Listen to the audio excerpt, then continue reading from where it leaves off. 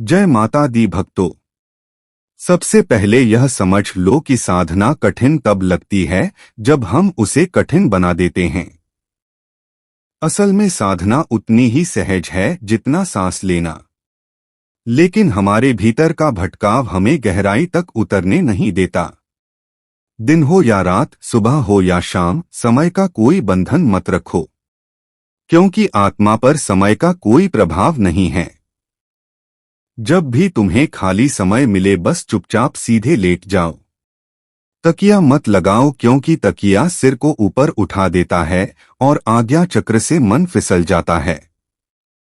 जमीन पर या पलंग पर सीधे लेट जाओ और अपने शरीर को स्थिर कर लो। अब समझो स्थिरता का मतलब क्या है। स्थिरता का मतलब केवल हाथ पैर रोक देना नहीं है। स्थिरता का मतलब है पूरे शरीर को समाधि की तरह निश्चल कर देना। हाथ ना हिले, पैर ना हिले, आंखें, नाक, मुंह, किसी भी अंग में हलचल ना हो। और सबसे महत्वपूर्ण, वाणी को बंद कर दो। तुम्हारी जुबान अंदर भी कुछ ना बोले, क्योंकि मन का खेल ही शब्दों से चलता है।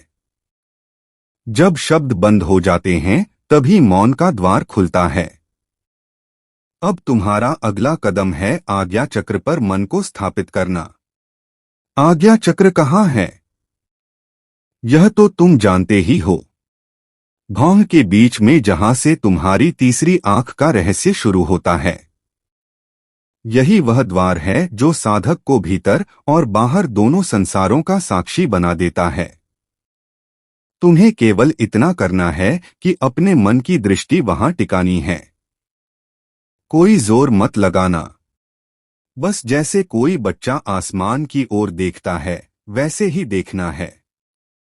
धीरे धीरे तुम्हें लगेगा कि वहां एक अजीब सी खिंचाव है, एक चुंबकीय शक्ति है। तुम्हारा मन वहीं स्थिर होना चाहता है। अब ध्यान से सुनो। अगर तुमने केवल आज्ञा चक्र को जागृत कर लिया तो किसी अन्य चक्र को जागृत करने की जरूरत नहीं पड़ेगी। मूलाधार से लेकर सहस्त्रार तक सब उसी एक बिंदु से खुल जाते हैं, क्योंकि आगे चक्र ही नियंत्रण का केंद्र है। यहीं से भीतर का सारा रहस्य प्रकट होता है। सोते सोते इस अभ्यास को करो।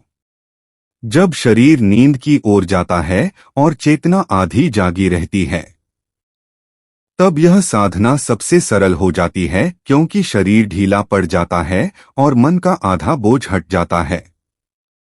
तुम केवल उस बिंदु पर केंद्रित रहो। नींद आए तो आने दो, जागृति बनी रहे तो बनी रहने दो। बस दृष्टि आज्ञा चक्र पर रखो। धीरे धीरे तुम्हें प्रकाश दिखने लगेगा, कभी नीला, कभी सुनहरा, कभी सफेद। यह प्रकाश तुम्हारे ही भीतर की ऊर्जा है। कभी कभी धड़कन तेज हो जाएगी, कभी शरीर हल्का लगने लगेगा, कभी ऐसा लगेगा जैसे तुम ऊपर उठ रहे हो। डरना मत, यह तीसरी आंख का द्वार खुलने की शुरुआत है। और जब यह आंख खुल जाती है तो साधक के लिए कोई अंधेरा नहीं बचता। तुम सोते हो तो भी जागते रहते हो। तुम सपनों में भी जान जाते हो कि ये सपना है। तुम्हारे भीतर एक अलग ही दृष्टि जन्म लेती है। ये दृष्टि साधारण आंखों की तरह नहीं है। यह दृष्टि आत्मा की है, जो ना शुरू जानती है ना अंत। याद रखो, तीसरी आंख का जागरण कोई कल्पना नहीं है, यह सच्चाई है। लेकिन इसे पाने के लिए तुम्हें धैर्य चाहिए। ना कोई मंत्र, ना कोई जटिल साधना, सिर्फ मौन, स्थिरता और आज्ञा चक्र पर टिकना। कभी कभी लगेगा कि मन भटक रहा है, कभी नींद ज्यादा खींच लेगी, कभी शरीर बेचैन करेगा, लेकिन फिर भी तुम रुकना मत। सिर्फ गवाह बने रहो, जैसे कोई नदी बह रही हो और तुम किनारे पर खड़े हो। बस देखते रहो। धीरे धीरे यह देखना इतना गहरा हो जाएगा कि एक दिन तुम्हें भीतर का द्वार खुलता महसूस होगा। तुम देखोगे बिना आंखों के, सुनोगे बिना कानों के और समझोगे बिना दिमाग के। यही तीसरी आंख का वास्तविक चमत्कार है, और जब यह चमत्कार जागता है तो तुम्हें किसी और साधना की जरूरत नहीं रह जाती, क्योंकि सब कुछ तुम्हारे भीतर से ही प्रकट होने लगता है। अब तक यह समझ आ चुका है कि साधना का केंद्र बिंदु आज्ञा चक्र है, और सोते सोते उस पर दृष्टि टिकाना सबसे सरल और सबसे प्रभावी साधना है। आज्ञा चक्र पर मन को स्थिर करने से भीतर के सारे द्वार अपने आप खुलने लगते हैं। लेकिन यह यात्रा इतनी सहज भी नहीं होती। इसमें धैर्य चाहिए, इसमें निरंतरता चाहिए, और इसमें आत्मसमर्पण चाहिए, क्योंकि तीसरी आंख का जागरण केवल एक अनुभव नहीं, यह पूरी चेतना का परिवर्तन है। जब साधना गहरी होती है तो सबसे पहले शरीर धीरे धीरे स्थिर हो जाता है और मन का शोर भी कम होने लगता है। लेकिन मन एक चालाक व्यापारी है। वो साधना को रोकने के लिए हर प्रकार की चाल चलता है। कभी शरीर में बेचैनी उत्पन्न करता है, कभी नींद अधिक खींचता है, कभी विचारों की भीड़ भेज देता है। साधक को इन सबको देखना है, लेकिन पकड़ना नहीं है, केवल गवाह बने रहना है। धीरे धीरे साधक अनुभव करने लगता है कि आज्ञा चक्र पर ध्यान केंद्रित करने से भीतर एक अजीब सी खिंचाव होती है, जैसे कोई चुंबक भीतर से खींच रहा हो। यह खिंचाव ही संकेत है कि साधना सही दिशा में जा रही है। शुरुआत में वहां अंधकार दिखाई देता है, लेकिन धीरे धीरे कभी छोटी चमक दिखाई देती है, कभी नीला रंग, कभी सुनहरी रोशनी। यह सब आत्मा की आंतरिक शक्ति है। सोते सोते साधना का अर्थ है कि जब शरीर नींद की ओर ढलता है और चेतना आधी जागी रहती है, उसी समय आज्ञा चक्र पर टिके रहना। यही वो अवस्था है जिसे योग में जागृत सुषुप्ति कहा गया है। ना पूरी नींद ना पूरी जागृति, बस बीच की अवस्था। यही वो द्वार है जहां से तीसरी आंख खुलने लगती है। इस अवस्था में साधक को कई तरह के अनुभव होते हैं। कभी शरीर हल्का लगने लगता है, जैसे वो ऊपर उठ रहा हो। कभी लगता है कि सांस रुक गई है, कभी लगता है कि पूरा कमरा घूम रहा है। लेकिन यह सब साधारण परिवर्तन है। डरने की आवश्यकता नहीं है, क्योंकि यह केवल संकेत है कि चेतना गहराई में उतर रही है। साधक के लिए सबसे बड़ी बाधा भय है। जब साधना गहरी होती है तो अक्सर मन यह डर पैदा करता है कि कहीं मृत्यु ना हो जाए, कहीं आत्मा शरीर से बाहर ना चली जाए। लेकिन यह केवल मन का भ्रम है। साधना में मृत्यु नहीं होती। साधना में केवल नया जन्म होता है। जब साधक इस भय को पार कर लेता है तो साधना सहज हो जाती है। तीसरी आंख के जागरण के बाद साधक के जीवन में अनेक परिवर्तन होते हैं। सबसे पहले उसे सपना पर नियंत्रण मिलने लगता है। साधारण मनुष्य सपनों में बह जाता है, लेकिन साधक सपनों में भी जागा रहता है। उसे पता होता है कि यह सपना है और वह चाहे तो सपनों की दिशा बदल सकता है। कभी कभी सपनों के भीतर साधना भी घटित होती है। यही लुसिड ड्रीमिंग कहलाती है। दूसरा परिवर्तन यह होता है कि साधक के भीतर आंतरिक दृष्टि विकसित हो जाती है। वो घटनाओं को पहले से महसूस करने लगता है। उसे किसी व्यक्ति के बारे में सोचते ही उसका चेहरा दिखाई देने लगता है। कभी कभी भविष्य की झलक भी दिखने लगती है। यह सब कोई चमत्कार नहीं, बल्कि चेतना की गहराई है जो तीसरी आंख खुलने के बाद सक्रिय होती है। तीसरा परिवर्तन है गहरी शांति और संतुलन। साधक को अब किसी भी परिस्थिति में क्रोध नहीं आता। किसी भी दुख में वह टूटता नहीं, किसी भी सुख में वह बहकता नहीं।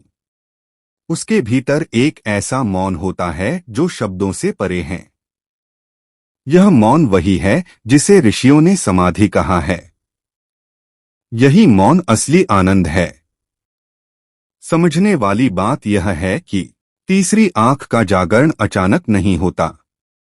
यह एक लंबी यात्रा है। जैसे कोई बीज धीरे धीरे पेड़ बनता है, वैसे ही आज्ञा चक्र धीरे धीरे खुलता है। हर दिन के अभ्यास से, हर रात के मौन से यह द्वार थोड़ा थोड़ा खुलता है। और एक दिन ऐसा आता है जब साधक को अनुभव होता है कि वो अब केवल शरीर नहीं, वो केवल मन नहीं, वो केवल भावनाएं नहीं है, वो चेतना है। इस अवस्था में साधक को यह अनुभव होता है कि सब जीव एक ही चेतना के अंश है। कोई छोटा नहीं, कोई बड़ा नहीं, कोई अलग नहीं, सब एक ही ऊर्जा से बने हैं। तब उसके भीतर करुणा उमड़ती है। तब वह हर किसी से प्रेम करने लगता है, क्योंकि उसे पता होता है कि सामने वाला भी वही है जो मैं हूं। अब एक प्रश्न उठता है कि जब साधक की तीसरी आंख खुल जाती है तो उसे क्या करना चाहिए? इसका उत्तर है कि कुछ नहीं करना है, केवल गवाह बने रहना है। क्योंकि तीसरी आंख का जागरण कोई उपलब्धि नहीं, यह तो केवल द्वार है। असली यात्रा तो इसके बाद शुरू होती है। असली यात्रा है आत्मा की पहचान। असली यात्रा है ब्रह्मांड के साथ एकत्व का अनुभव।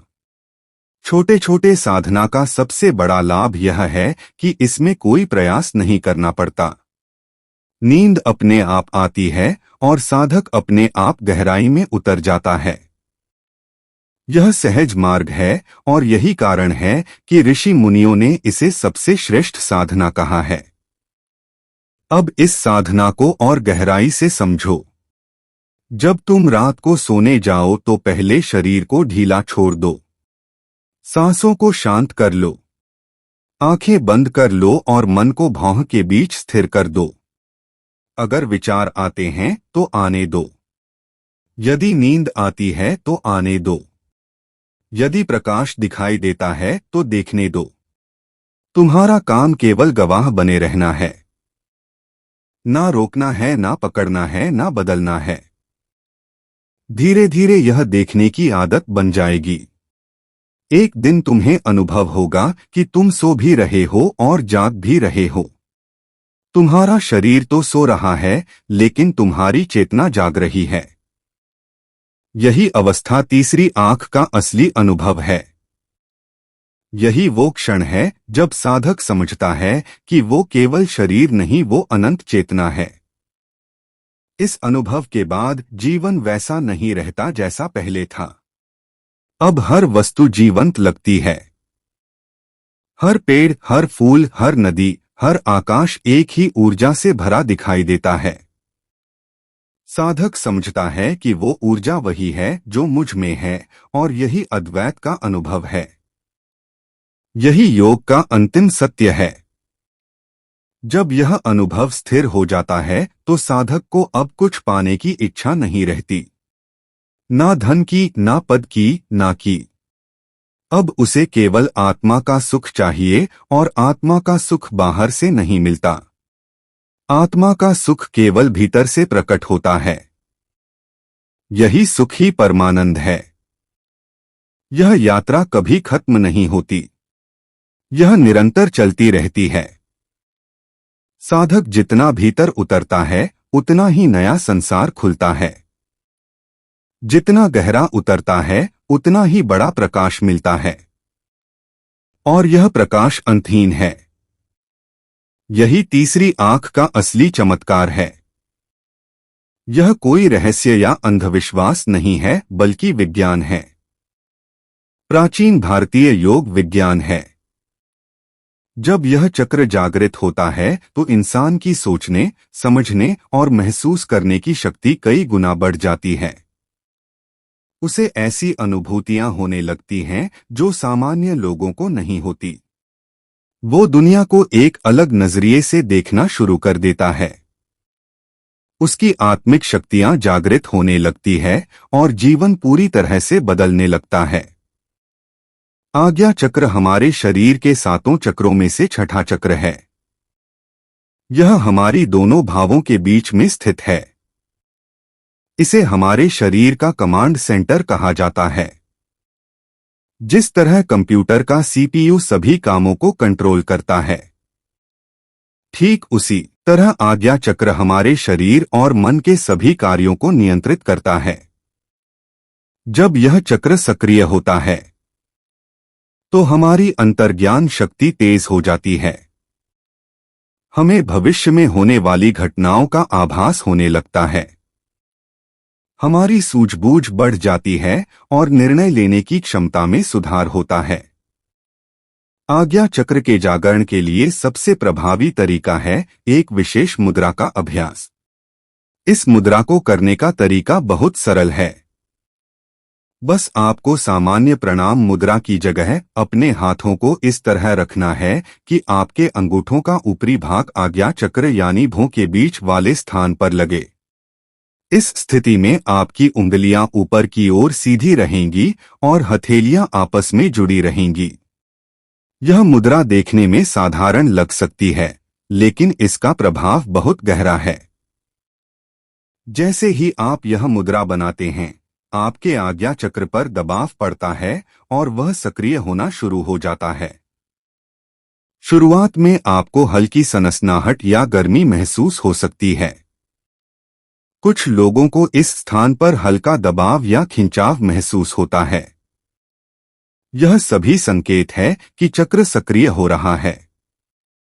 जब साधक लंबे समय तक तीसरी आंख पर टिका रहता है तो उसका अनुभव और गहरा होने लगता है। शुरुआत में उसे केवल प्रकाश दिखाई देता है, फिर रंग और आकार दिखाई देते हैं। लेकिन अब वो बिंदु आता है जब यह सब मिटने लगता है, जब केवल एक अंतहीन शून्यता बच जाती है। यह शून्यता बाहर से खाली लगती है, लेकिन भीतर से यह अनंत शक्ति से भरी होती है। यही वो अवस्था है जहां साधक को सच्ची स्वतंत्रता का अनुभव होता है। सोते समय जब साधक आज्ञा चक्र पर मन को टिकाए रहता है तो धीरे धीरे उसका स्वप्न समाप्त हो जाता है। सपने अब उसे पकड़ नहीं पाते। साधक अब सपनों के बीच भी जानता है कि वह सपना देख रहा है। इसको ही योग में स्वप्न जागृति कहा गया है। यह बहुत ही दुर्लभ अवस्था है क्योंकि सामान्य मनुष्य सपनों में डूब जाता है और अचेत हो जाता है। लेकिन साधक जो आज्ञा चक्र पर टिक गया है वह सपनों के बीच भी सचेत बना रहता है। इस अवस्था में साधक को अपने जीवन के अनुभव सपनों के रूप में दिखाई देते हैं, लेकिन वो उन पर हंसता है। वह जानता है कि यह सब केवल मन का खेल है। यह सब केवल स्मृति है। यह सब केवल विचार है। इसमें कोई वास्तविकता नहीं है। जैसे ही यह समझ गहरी होती जाती है, साधक का मन और हल्का होता जाता है। अब उसमें कोई बोझ नहीं बचता। अब वह स्वतंत्र हो जाता है। धीरे धीरे यह अनुभव इतना गहरा हो जाता है कि साधक सोते हुए भी ध्यान में होता है। उसका शरीर गहरी नींद में डूबा होता है, लेकिन उसकी चेतना पूरी तरह जागृत रहती है। यह अनुभव असाधारण है क्योंकि अब साधक को नींद और जागरण दोनों में कोई अंतर नहीं लगता। दोनों उसके लिए समान हो जाते हैं। अब वो सदा ध्यान में रहता है। चाहे वह बैठा हो, चाहे वो लेटा हो, चाहे वह सो रहा हो या चल रहा हो। साधक की सांसें बहुत ही धीमी हो जाती हैं। इतनी धीमी कि कभी कभी ऐसा लगता है कि वो सांस ही नहीं ले रहा। लेकिन चेतना उतनी ही प्रखर होती जाती है। अब साधक समझता है कि जीवन केवल सांस पर आधारित नहीं है। जीवन का आधार कुछ और गहरा है और वो गहराई उसी चेतना में है जो उसकी तीसरी आंख के माध्यम से जागृत हो रही है। जब यह अनुभव स्थायी हो जाता है तो साधक का पूरा जीवन बदल जाता है। अब उसका दृष्टिकोण बदल जाता है। पहले जहां वो सब कुछ अलग अलग देखता था, अब वो सबको एक ही चेतना का रूप देखता है। पेड़, पत्थर, जल, अग्नि, आकाश, मनुष्य, पशु, पक्षी सब उसे एक ही ऊर्जा के रूप में दिखाई देते हैं। अब उसके लिए कोई भेदभाव नहीं बचता। अब उसके लिए सब समान हो जाते हैं। इस अवस्था में साधक को कभी कभी यह भी अनुभव होता है कि उसका शरीर बहुत हल्का हो गया है, मानो उसका कोई वजन ही नहीं है। कभी कभी उसे लगता है कि वह हवा में तैर रहा है। कभी कभी उसे लगता है कि वह किसी और लोक में प्रवेश कर गया है। यह अनुभव बहुत ही वास्तविक लगते हैं। लेकिन साधक जानता है कि यह सब अनुभव केवल चेतना की गहराई के खेल हैं और उसे केवल साक्षी बनकर इन्हें देखना है। जैसे जैसे साधक और गहराई में जाता है, उसे ध्वनियां सुनाई देने लगती हैं। कभी ओंकार की ध्वनि, कभी घंटी की ध्वनि, कभी वीणा की ध्वनि। यह ध्वनियां बाहर की नहीं होती, यह भीतर की होती हैं। इन्हें नाद कहा गया है और यही नाद तीसरी आंख के माध्यम से प्रकट होते हैं। जब साधक इस नाद को सुनता है तो उसका मन पूरी तरह स्थिर हो जाता है। नाद उसे भीतर खींच लेता है और उसे शून्यता में विलीन कर देता है। अब साधक का अनुभव ऐसा हो जाता है कि सोते हुए भी वह इस नाद को सुनता रहता है। उसकी नींद साधारण नींद नहीं रह जाती। अब वो नींद भी साधना बन जाती है। यही कारण है कि महान योगी दिन रात ध्यान में रहते हैं, क्योंकि उनके लिए नींद और ध्यान अलग अलग नहीं रह जाते, दोनों एक ही हो जाते हैं। इस अवस्था का सबसे बड़ा फल यह है कि साधक अब भय से मुक्त हो जाता है, क्योंकि अब उसे यह अनुभव हो चुका है कि उसका अस्तित्व शरीर पर निर्भर नहीं है। वो देख चुका है कि शरीर तो सो जाता है, लेकिन चेतना नहीं सोती। शरीर थक जाता है, लेकिन चेतना नहीं थकती। शरीर मर सकता है, लेकिन चेतना मरती नहीं है। इस अनुभव से साधक अमरता का स्वाद चखता है। धीरे धीरे साधक का यह अनुभव इतना गहरा हो जाता है कि उसकी हर सांस ध्यान बन जाती है। उसकी हर धड़कन ध्यान बन जाती है। उसकी हर नजर ध्यान बन जाती है। अब साधना करने की जरूरत नहीं रह जाती। अब साधक स्वयं साधना बन जाता है। अब वह किसी को ध्यान सिखाता नहीं है, बल्कि उसकी उपस्थिति ही ध्यान बन जाती है। जो भी उसके पास आता है वह शांति का अनुभव करता है। यह अवस्था साधक को पूर्णता की ओर ले जाती है। अब वह किसी कमी को अनुभव नहीं करता। अब उसे लगता है कि सब कुछ उसके भीतर है। कुछ भी बाहर से पाना बाकी नहीं है। यही आत्म साक्षात्कार की स्थिति है। यही वो स्थिति है जहां साधक को यह अनुभव हो जाता है कि तीसरी आंख का द्वार खुल गया है और अब उसे कुछ भी जानना बाकी नहीं है। अब साधक सोते समय भी जागृत रहता है। जागृत रहते समय भी ध्यान में रहता है। उसके लिए हर पल ध्यान है। उसके लिए हर पल शांति है। अब जीवन और मृत्यु उसके लिए समान हो जाते हैं। अब सुख और दुख उसके लिए समान हो जाते हैं। अब जीत और हार उसके लिए समान हो जाते हैं। यही समता की अवस्था है और यही तीसरी आंख के जागरण का अंतिम फल। जय माता दी।